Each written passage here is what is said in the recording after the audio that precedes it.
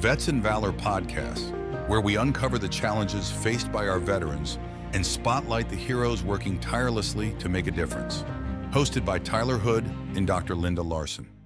Today we are joined by Darren Hendon. As a former homeless veteran, Darren is currently the founder and executive director of Veteran Social Service Incorporated. He believes that the words veteran and homelessness should never be used in the same sentence, and has directed his agency to assist veterans transitioning from the military with receiving VA benefits immediately. First off, can you tell me a little bit about your life before the military? What led you to join? What was your service like? Things of that nature. I was a fairly good student. I was a great athlete. I played baseball, basketball, and football. I dislocated my shoulder my senior year, so my aspirations of going to college kind of diminished as far as my baseball career. I became a father at 18. On my 18th birthday, my daughter was born. So I had a lot of things going on. I was also drinking and using drugs. And it kind of got away from me. So my parents says, I think you need to get away from here because I don't want anything to happen to you. So I entered the military, and I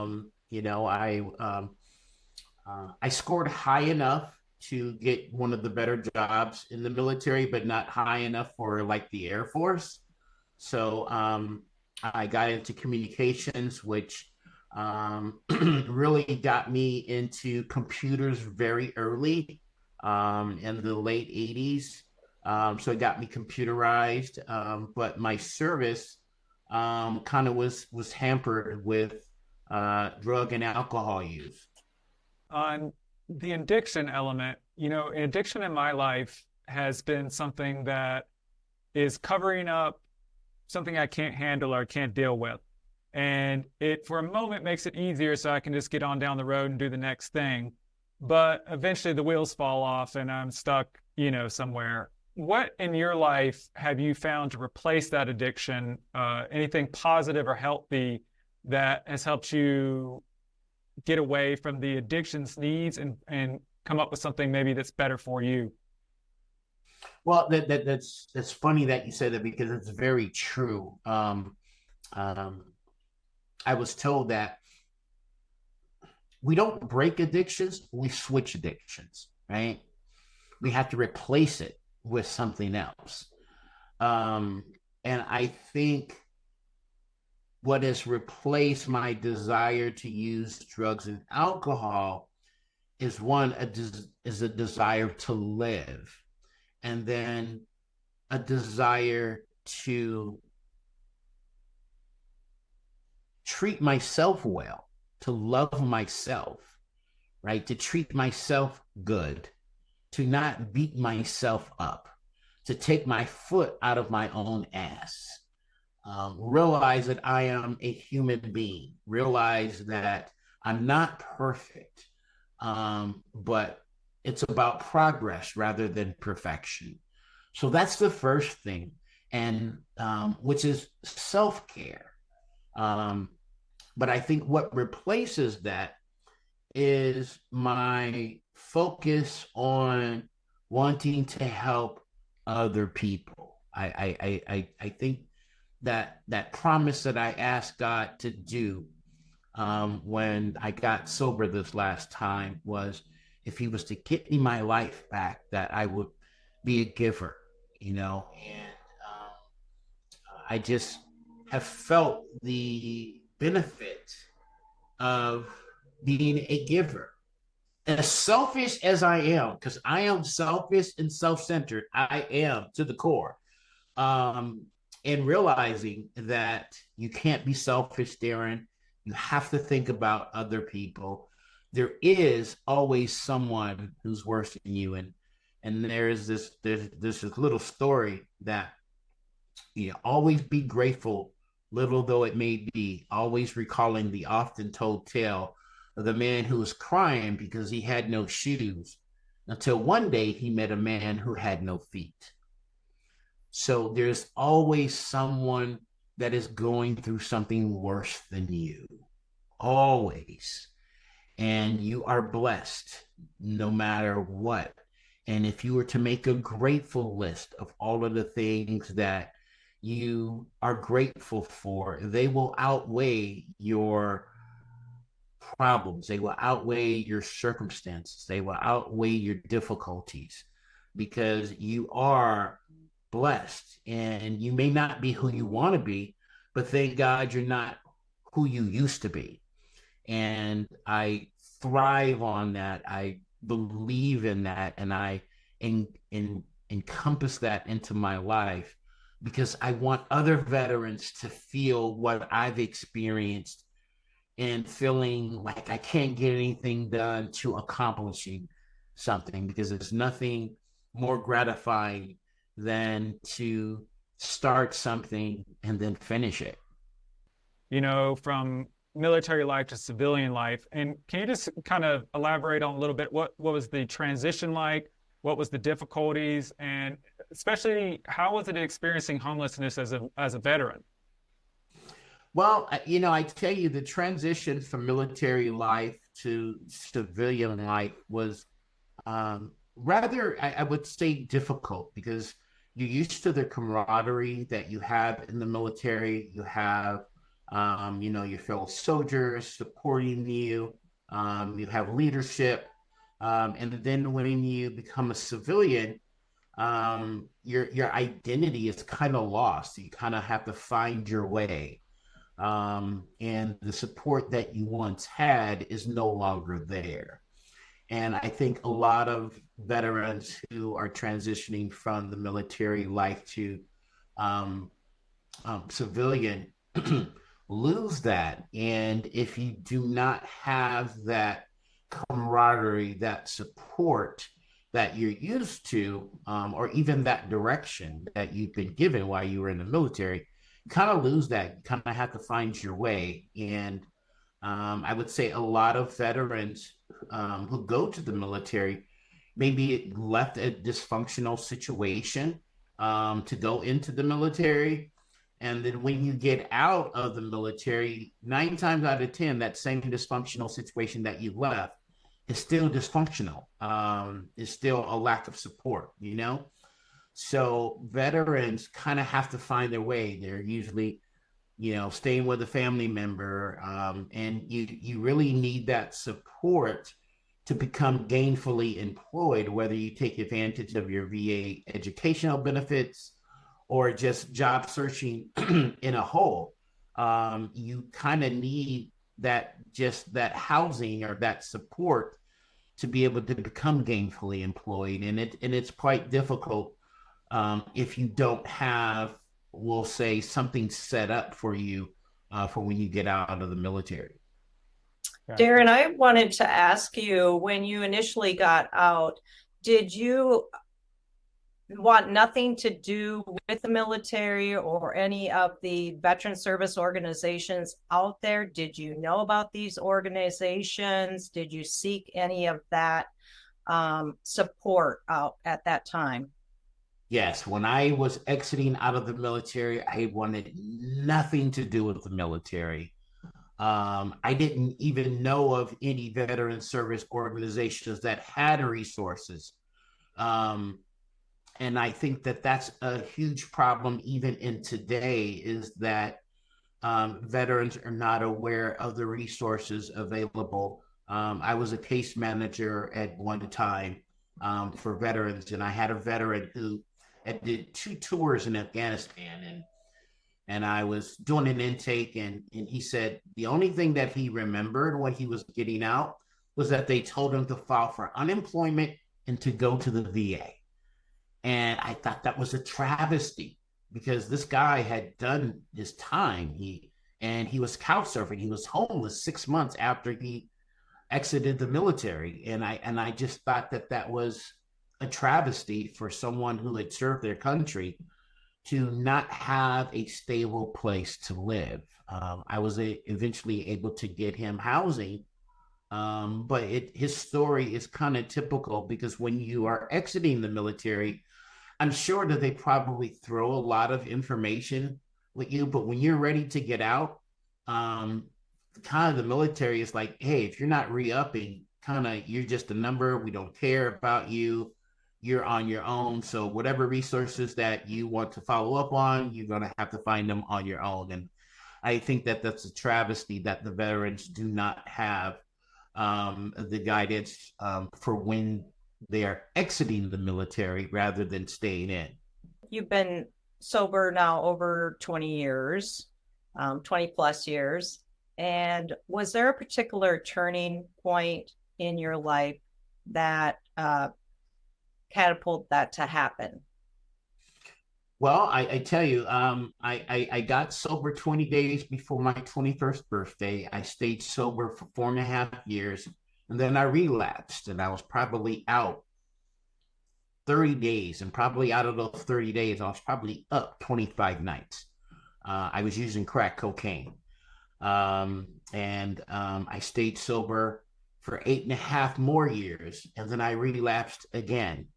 And I was probably out for 2 years. And what I did, it's, I was so desperate to want to get back to my life, that, I asked God, I said, hey, if you help me get my life back, I will give rather than be a taker, because I realized that I was a taker my whole life, and what I would do is that I would give of myself to my fellow man, to my fellow people, and help them. And I think what has helped me and catapulted me to where I am today is my simple attitude that, if I help take care of God's people, God's gonna take care of me.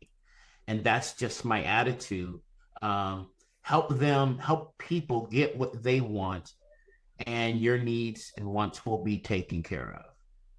What do you think about this idea that there's a system in the military, then you come out of the military, there's not any system in place for anyone to really fit right into society, and then what you do now is, are you providing a system for those that can't find their way in this world right when they're getting out of the military, or is it more of a different kind of cause that you go after?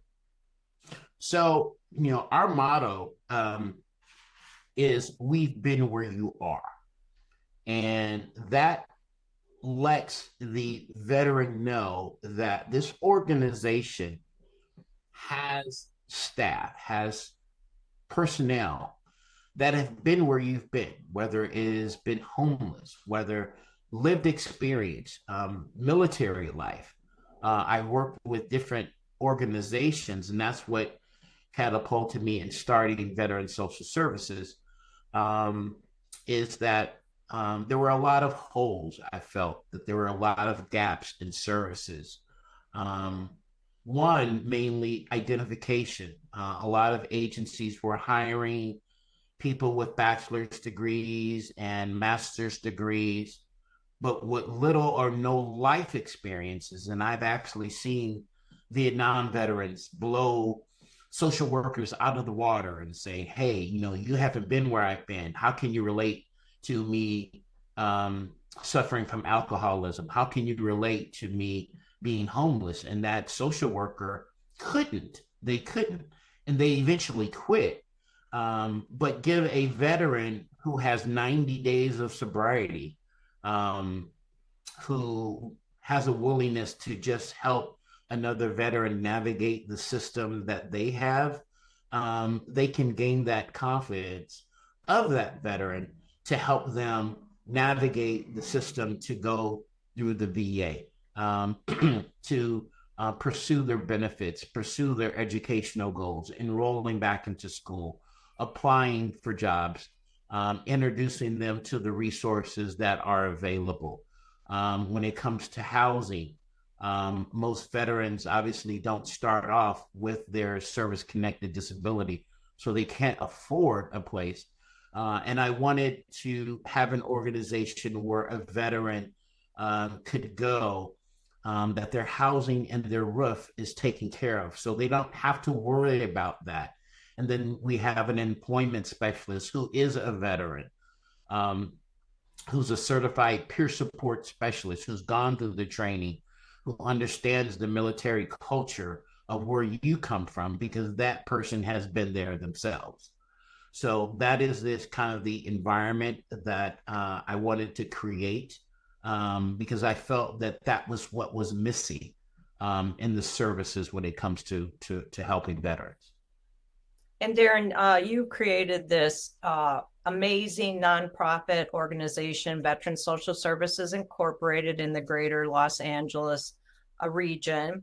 And you talked about, different life challenges. When you're thinking about starting your own organization like this, what is one of the main challenges that you had to work through? Because you've been in business, I believe, 6 years now, right?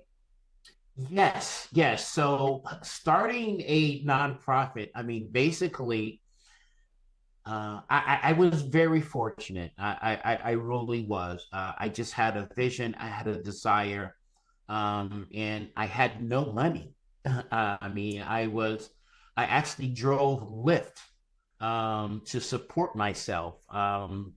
At the time, I was maybe 30% service connected. So I was using my own money to kind of, pay the fees and things of that nature. Get a website and, but you have to provide the services for at least 2 years before you're even eligible for funding opportunities. And when I started Veteran Social Services, I met a man named Jack Ochoa, and he was a small business procurement. So it was a small business certification course. And I entered his course, and I was a photographer. I'm a professional photographer. And I went into the small business because he had mentioned, hey, how would you like to get a contract with the city where you'd have to hire other photographers? And we got to talking, and I told him what I did on my day job. I told him that I was a case manager for veterans and helping them get housing, and developing a housing plan for them, and education and employment plan. And he says, well, they actually have a certification with the state, but it's never been given out. So I researched the certification, and it is an NVSA, which is a nonprofit veteran service agency. And I was vetted by the state, and they wanted to know how I would run the organization, how I would partner with and collaborate with other organizations and other city and county entities. And they vetted me pretty good. And then they issued me the first nonprofit veteran service agency certification in the state of California. And we've held on to that certification since 2019. So we're the only one in the state of California. So it makes us, it gives us that, we'll say, that credibility. And I was told in that certification course to get certifications, to build a, you have to build your credibility as an organization. So get your social enterprise certifications, get your certifications from the city, the county, and the state. I happened to meet a owner of a building that was vacant, and it was a very unique building. It was 16 rooms, and all of the rooms had their own private bathrooms. And I made a deal with the owner. I told him, I said, hey, he says, if you fill it up for me, I'll give you office space.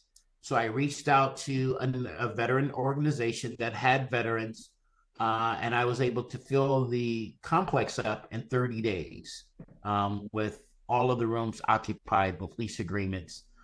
And I was able to have now a base for veteran social services. And fast forward 5 years later, we finally got a contract with the county of Los Angeles to house reentry veterans that are coming out of the jail system. So now the beds are paid for when they get out, and they're getting connected with a case manager. So they don't have to worry about their housing. They're getting connected with an employment specialist to help them navigate employment, help them with the resume, if they want to go to school, whatever VA benefits that they have to help them. We have an agreement with LA Trade Tech to the Veteran Service Center to help them enroll into school. And when I went back to school, I took advantage of voc rehab, and I did my work study in voc rehab. And my job as a work study was to help veterans enroll into school. And I was going back to school to get my teacher credentials because I wanted to be a teacher. But I found my passion in working with veterans and helping them navigate the system. Because if you go to the VA, you go to building A, and then they said, well, you know what? You got to go to building C. You go to building C, and they says, oh, you got to go to building B. Well, a lot of veterans get frustrated in that process, and then they need to just quit. And honestly, I always say that the VA wants you to die first before they give you your benefits. I mean, that's just how I feel. So a veteran needs advocacy. A veteran needs support. A veteran needs someone who's been there to help them say, you know what, to get this, you need to go to this building. You need to see this person. And you go to that person, and that makes that process a lot easier. Because I didn't have that guidance. So I kind of found out everything the hard way. It sounds like Veterans Social Services is a one-stop shop for all the veterans' needs. Absolutely. And one of the things that that we emphasize as well, when I was a case manager in SSBF, I didn't have a lot of women veterans. And I found out why. And a lot of women veterans will actually stay in domestic violence situations rather than subject themselves to shelters down on Skid Row. If you've done 4 to 8 years in the military, why would you want to take yourself and your kid down on Skid Row in a shelter to begin the housing process, to get a voucher, or to get that temporary financial assistance you need? So they kind of sway away from being veterans and utilize general population services. So our focus now, our mission is to have a veteran housing facility for women with children. If a woman has a 17-year-old son, you know that 17-year-old son has to go to a men's shelter. So the family is separated, even now. But we've created a system and a housing opportunity for women with maybe adult children to be in that one location, and to be able to get the services at that spot. The mental health aspect, every person has gone through trauma. So we want everyone that enters into our program to be evaluated by a therapist. Obviously, it's definitely on a volunteer basis, but we offer that with a mental health therapist to treat, trauma, to address the barriers that may prevent them from being successful.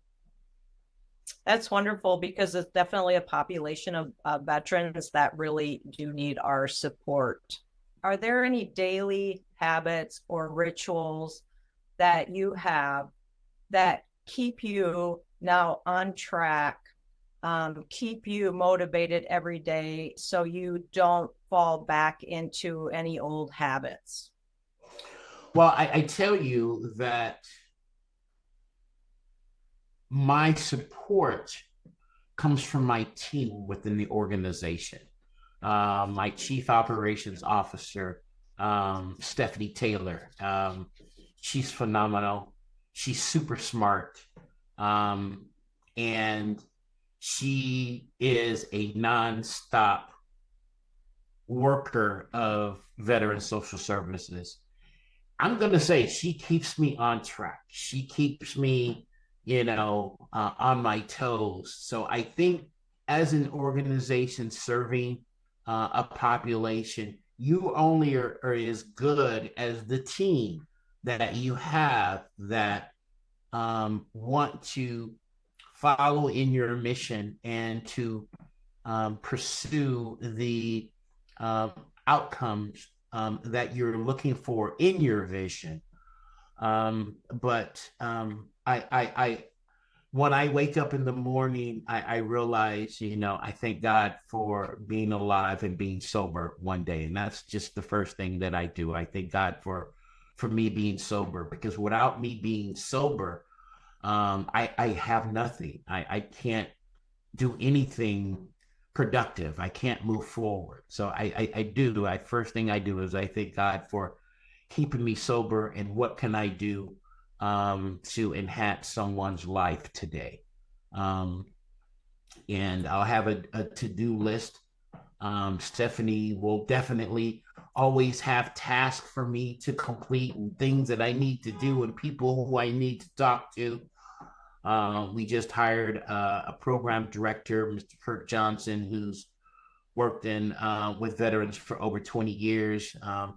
I've been pursuing him for the past 5 years, and we finally landed him. So we have a director of programs that's very in tune of what the veterans need. So I meet with my team, and we kind of brainstorm of what it is that we're working on, what it is that we need to do today, what it is that we need to move the organization forward as far as expanding our services or tightening up our services. And that is what, kind of what I do on a daily basis of bringing this organization forward. We kind of I want to say, stay small. And it's just an attitude of stay small, to be not a big of an organization to where we forget about that one veteran. Each veteran is important. We rather pursue quality rather than quantity, because every veteran is important. Every veteran needs that care. Every veteran needs that support. And we want to be an organization that veterans can rely on, because when you have social workers that want to work with veterans and then end up quitting, because that's what a lot of social workers will do. They want to serve the veteran population, and then they realize 6 months later, you know what, it's too difficult working with veterans. I'm going to work with seniors now. And they quit. And then that veteran who had to build a rapport with that social worker now has to build a rapport with another social worker after 6 months or so. So having that confidence in the people who you are relying on to help you is very important. What is your favorite aspect of your work life right now? What is, when you're waking up in the morning, you're getting excited about something, or you're proud of something that happened? What does that feel like for you? Can you give us a little detail in your day to day? Well, I tell you, now that we are 5 years in, we finally got a contract to house reentry veterans that are in the jail system. Right now, our advocates says there are about 400 veterans just in LA County Jail. Now, we only have 15 beds. One of the rooms are used as an office. So if you can imagine, there are 400 veterans in just the county of Los Angeles jail. So our goal is to be able to accommodate that. We are building, we've had a security system built into our complex now. We're outfitting the rooms. We have a model room. We just had a site visit by our funder, the Amity Foundation, and then we had the director of the County of Los Angeles Veterans Affairs, Mr. Jim Zinner, do a site visit last week, and they were just overwhelmed with what progress we've made, and the facility in itself and the services that we're going to provide. So that's what's getting me excited right now, is outfitting the rooms, making sure that when we reach into the jail system, that the veterans have a soft landing. That's what we kind of want to call it, a soft landing. As a matter of fact, the rooms are individual rooms to where they have their own TV, they have their own small refrigerator, their own microwave, their own computer desk, and they just have their own space. A lot of veteran organizations, when it comes to interim housing, put 2 and 3 in a room. And when you have the trauma that we have suffered from, you have a 76-year-old veteran in the same room with a 25-year-old veteran. Sometimes that age difference and those values do not mix, and they clash. So we want the veteran to have their own space, but yet have the advantage of the community of veterans that they can relate to and talk to. So that's what gets me excited on a daily basis, is putting together our 25th Street location and building that out, and then obviously expanding, opening up more inventory for the veterans to come. Darren, you're a tremendous resource. Where can people get in touch with you, veterans or anyone that just wants to be in this work with you? We do have a website, and all of our services are on our website. It is www.veteransocialservices.org. Our office number is 213-973-5351. And my cell phone number, which is kind of posted everywhere.